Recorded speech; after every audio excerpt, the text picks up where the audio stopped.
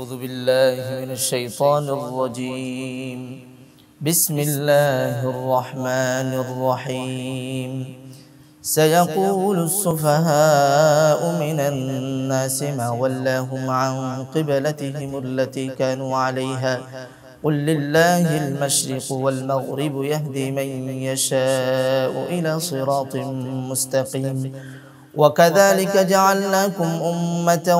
وسطا لتكونوا شهداء على الناس ويكون الرسول عليكم شهيدا وما جعلنا القبلة التي كنت عليها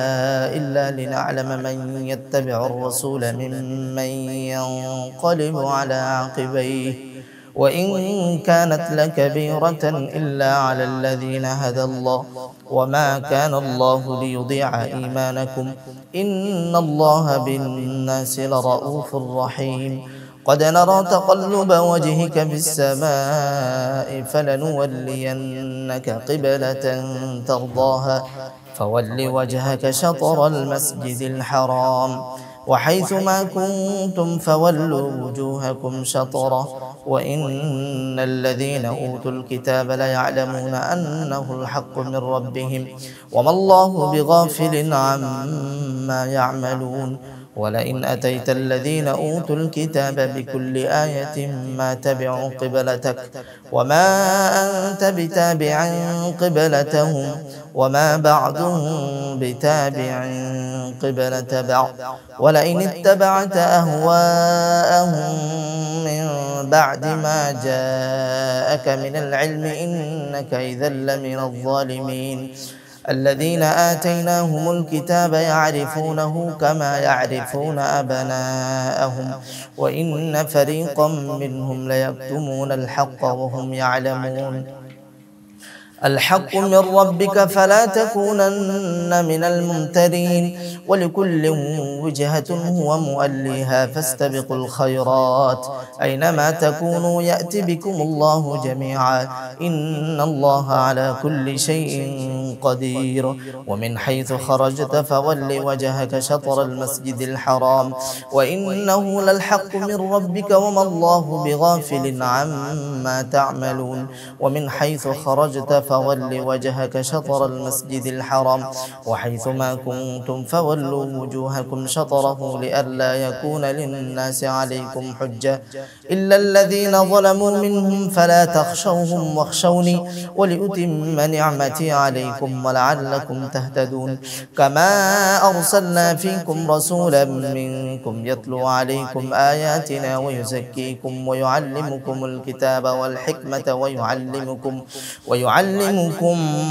ما لم تكونوا تعلمون. فاذكروني أذكركم واشكروا لي ولا تكفرون. يا أيها الذين آمنوا استعينوا بالصبر والصلاة إن الله مع الصابرين. ولا تقولوا لمن يقتل في سبيل الله أموات بل أحياء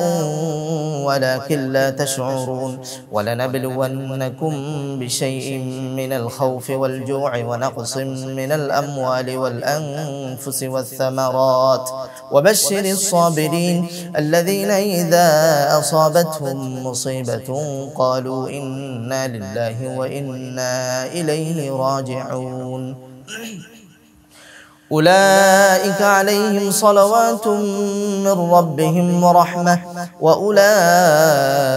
هم المهتدون. إن الصفا والمروة من شعائر الله فمن حج البيت أو اعتمر فلا جناح عليه أن يطوف بهما ومن تطوع خيرا فإن الله شاكر عليم. إن الذين يكتمون ما أنزلنا من البينات والهدى من بعد ما بيناه للناس في الكتاب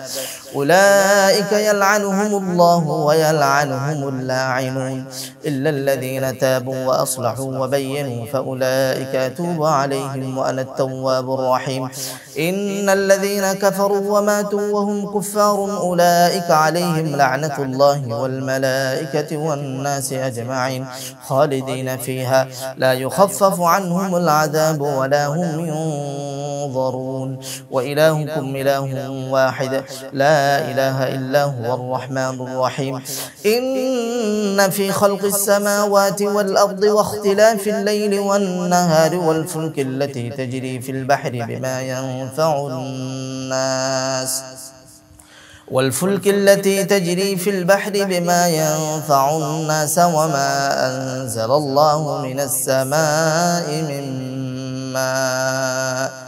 وما أنزل الله من السماء من ماء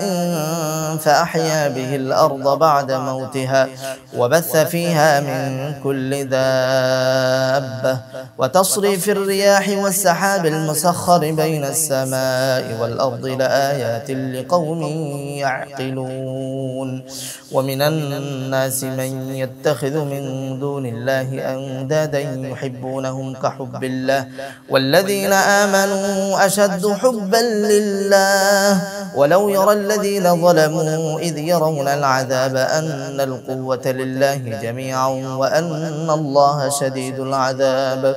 إذ تبرأ الذين اتبعوا من الذين اتبعوا ورأوا العذاب وتقطعت بهم الأسباب وقال الذين اتبعوا لو أن لنا كرة فنتبرأ منهم كما تبرأوا منا كذلك يريهم الله أعمالهم حسرات عليهم وما هم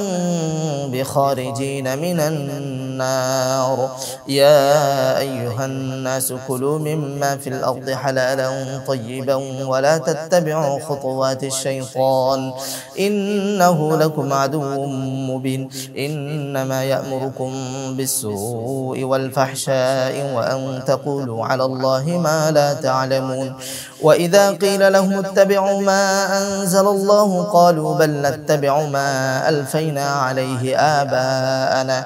أولو كان آباؤهم لا يعقلون شيئا ولا يهتدون ومثل الذين كفروا كمثل الذي ينعق بما لا يسمع إلا دعاء ونداء صم بكم عمي فهم لا يعقلون يا أيها الذين آمنوا كلوا من طيبات ما رزقناكم واشكروا لله إن كنتم إياه تعبدون إنما حرم عليكم الميتة والدم ولحم الخنزير وما أهل به لغير الله فمن اضطر غير باغ ولا عاد فلا إثم عليه إن الله غفور رحيم إن الذين يكتمون ما أنزل الله من الكتاب ويشترون به ثمنا قليلا أولئك ما يأكلون في بطونهم إلا النار ولا يكلمهم الله يوم القيامة ولا يزكيهم ولهم عذاب أليم أولئك الذين اشتروا الضلالة بالهدى والعذاب بالمغفرة فما أصبرهم على النار ذلك بأن الله نزل الكتاب بالحق وإن الذين اختلفوا في الكتاب لفي شقاق بعيد ليس البر أن تولوا وجوهكم قبل المشرق والمغرب ولكن البر من آمن بالله واليوم الآخر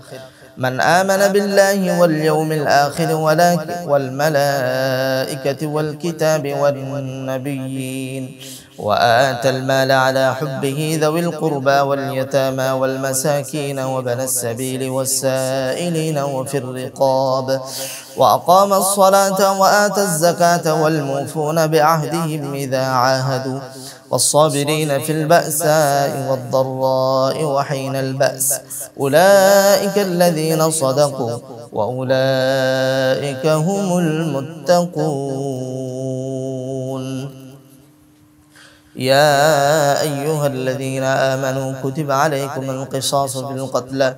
الحر بالحر والعبد بالعبد والأنثى بالأنثى فمن عفي له من أخيه شيء فاتباع بالمعروف وأداء إليه بإحسان ذلك تخفيف من ربكم ورحمة فمن اعتدى بعد ذلك فله عذاب أليم ولكم في القصاص حياة يا أولي الألباب لعلكم تتقون كتب عليكم إذا حضر أحدكم الموت إن ترك خيرا الوصية للوالدين والأقربين بالمعروف حقا على المتقين. فمن بدله بعدما سمعه فإنما إثمه على الذين يبدلونه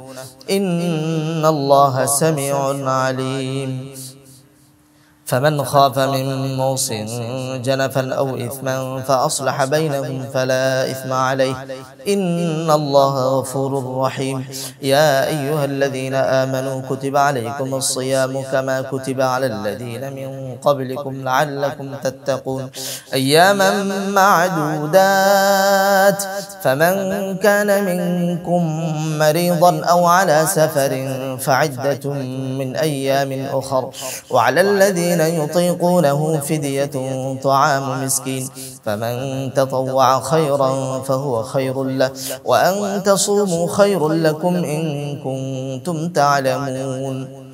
شهر رمضان الذي أنزل فيه القرآن هدى للناس وبينات من الهدى والفرقان فمن شهد منكم الشهر فليصم ومن كان مريضا أو على سفر فعدة من أيام أخر يريد الله بكم اليسر ولا يريد بكم العسر ولتكملوا العدة ولتكبروا الله على ما هداكم ولعلكم تشكرون. وإذا سألك عبادي عني فإني قريب أجيب دعوة الداعي إذا دعاني فليستجيبوا لي وليؤمنوا بي لعلهم يرشدون. أحل لكم ليلة الصيام الرفث إلى نسائكم هن لباس لكم وأنتم لباس لهم علم الله أنكم كنتم تختانون أنفسكم فتاب عليكم وعفى عنكم فالآن باشروهن وابتغوا ما كتب الله لكم وكلوا واشربوا حتى يتبين لكم الخيط الأبيض من الخيط الأسود من الفجر ثم أتموا الصيام إلى الليل ولا تباشروهن وأنتم عاكفون في المساجد تلك حدود الله فلا تقربوها كذلك يبين الله آياته للناس لعلهم يتقون. ولا تأكلوا أموالكم بينكم بالباطل وتدلوا بها إلى الحكام لتأكلوا فريقا من أموال الناس بالإثم وأنتم تعلمون. يسألونك عن الأهلة قل هي مواقيت للناس والحج وليس البر بأن تأتوا البيوت من ظهورها ولكن البر من اتقى وأتوا البيوت من أبوابها واتقوا الله لعلكم تفلحون. وقاتلوا في سبيل الله الذين يقاتلونكم ولا تعتدوا إن الله لا يحب المعتدين. وقتلوهم حيث ثقفتموهم وأخرجوهم من حيث أخرجوكم والفتنة أشد من القتل ولا تقاتلوهم عند المسجد الحرام حتى يقاتلوكم فيه فإن قاتلوكم فاقتلوهم كذلك جزاء الكافرين فإن انتهوا فإن الله غفور رحيم. وقاتلوهم حتى لا تكون فتنة ويكون الدين لله فإن انتهوا فلا عدوان إلا على الظالمين. الشهر الحرام بالشهر الحرام والحرمات قصاص فمن اعتدى عليكم فاعتدوا عليه بمثل ما اعتدى عليكم واتقوا الله واعلموا أن الله مع المتقين. وأنفقوا في سبيل الله ولا تلقوا بأيديكم إلى التهلكة وأحسنوا إن الله يحب المحسنين. وأتموا الحج والعمرة لله فإن أحصرتم فما استيسر من الهدي ولا تحلقوا رؤوسكم حتى يبلغ الهدي محله فمن كان منكم مريضا أو به أذى من رأسه ففدية من صيام أو صدقة أو نسك فإذا أمنتم فمن تمتع بالعمرة إلى الحج فما استيسر من الهدي فمن لم يجد فصيام 3 أيام في الحج و7 إذا رجعتم تلك 10 كاملة، ذلك لمن لم يكن أهله حاضر المسجد الحرام. واتقوا الله واعلموا أن الله شديد العقاب. الحج أشهر معلومات، فمن فرض فيهن الحج فلا رفث ولا فسوق ولا جدال في الحج، وما تفعلوا من خير يعلمه الله، وتزودوا فإن خير الزاد التقوى، واتقون يا أولي الألباب. ليس عليكم جناح أن تبتغوا فضلا من ربكم، فإذا أفضتم من عرفات فاذكروا الله عند المشعر الحرام، واذكروه كما هداكم وإن كنتم من قبله لمن الضالين. ثم أفيضوا من حيث أفاض الناس واستغفروا الله إن الله غفور رحيم. فإذا قضيتم مناسككم فاذكروا الله كذكركم آباءكم أو أشد ذكرا. فمن الناس من يقول ربنا آتنا في الدنيا وما له في الآخرة من خلاق، ومنهم من يقول ربنا آتنا في الدنيا حسنة وفي الآخرة حسنة وفي الآخرة حسنة وقنا عذاب النار. أولئك لهم نصيب مما كسبوا والله سريع الحساب. واذكروا الله في أيام معدودات، فمن تعجل في يومين فلا إثم عليه، ومن تأخر فلا إثم عليه لمن اتقى. واتقوا الله واعلموا أنكم إليه تحشرون.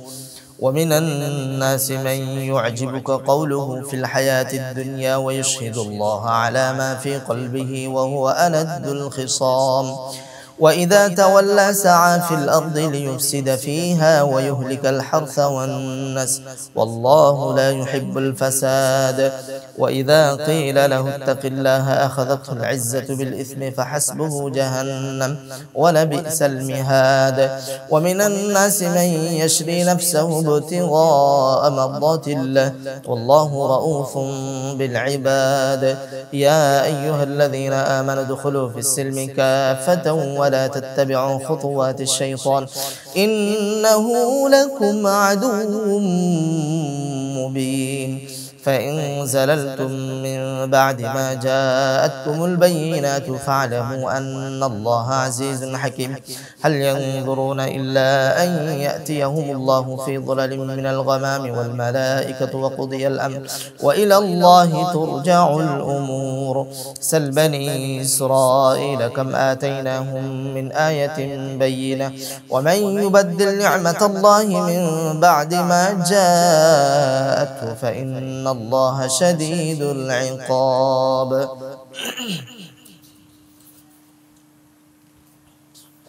زين للذين كفروا الحياة الدنيا ويسخرون من الذين آمنوا والذين اتقوا فوقهم يوم القيامة والله يرزق من يشاء بغير حساب. كان الناس أمة واحدة فبعث الله النبيين مبشرين ومنذرين وأنزل معهم الكتاب بالحق ليحكم بين الناس فيما اختلفوا فيه وما اختلف فيه إلا الذين أوتوه من بعد ما جاءتهم البينات بغيا بينهم فهدى الله الذين آمنوا لما اختلفوا فيه من الحق بإذنه والله يهدي من يشاء إلى صراط مستقيم. أم حسبتم أن تدخلوا الجنة ولما يأتكم مثل الذين خلوا من قبلكم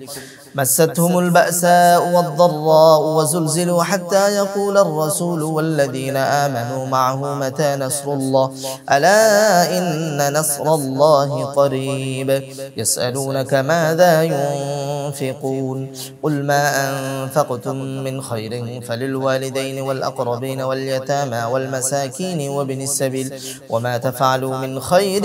فإن الله به عليم. كتب عليكم القتال وهو كره لكم وعسى أن تكرهوا شيئا وهو خير لكم وعسى أن تحبوا شيئا وهو شر لكم والله يعلم وأنتم لا تعلمون يسألونك عن الشهر الحرام قتال فيه قل قتال فيه كبير وصد عن سبيل الله وكفر به والمسجد الحرام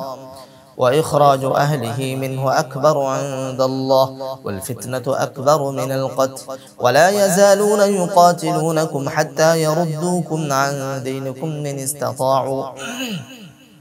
ومن يرتدد منكم عن دينه فيمت وهو كافر فأولئك حبطت أعمالهم في الدنيا والآخرة وأولئك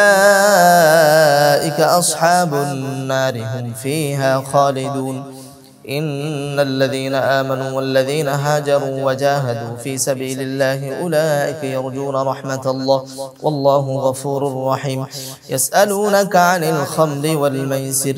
قل فيهما إثم كبير ومنافع للناس وإثمهما أكبر من نفعهما ويسألونك ماذا ينفقون قل العفو كذلك يبين الله لكم الآيات لعلكم تتفكرون في الدنيا والآخرة ويسألونك عن اليتامى قل إصلاح لهم خير وإن تخالطوهم فإخوانكم والله يعلم المفسد من المصلح ولو شاء الله لأعنتكم إن الله عزيز حكيم ولا تنكحوا المشركات حتى يؤمن ولأمة مؤمنة خير من مشركة ولو أعجبتكم ولا تنكحوا المشركين حتى يؤمنوا ولعبد مؤمن خير من مشرك ولو أعجبكم أولئك يدعون إلى النار والله يدعو إلى الجنة والمغفرة بإذنه ويبين آياته للناس لعلهم يتذكرون ويسألونك عن المحيض قل هو أذى فاعتزلوا النساء في المحيض ولا تقربوهن حتى يطهرن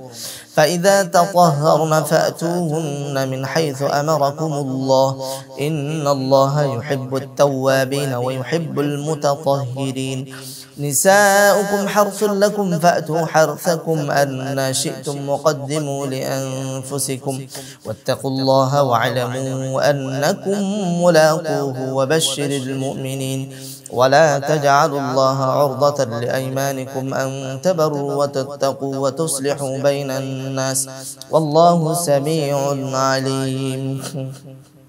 لا يؤاخذكم الله باللغو في أيمانكم ولكن يؤاخذكم بما كسبت قلوبكم والله غفور حليم للذين يؤلون من نسائهم تربص 4 أشهر فإن فاءوا فإن الله غفور رحيم وإن عزموا الطلاق فإن الله سميع عليم والمطلقات يتربصن بأنفسهن 3 قروء ولا يحل لهن أن يكتمن ما خلق الله في أرحامهن إن كن يؤمن بالله واليوم الآخر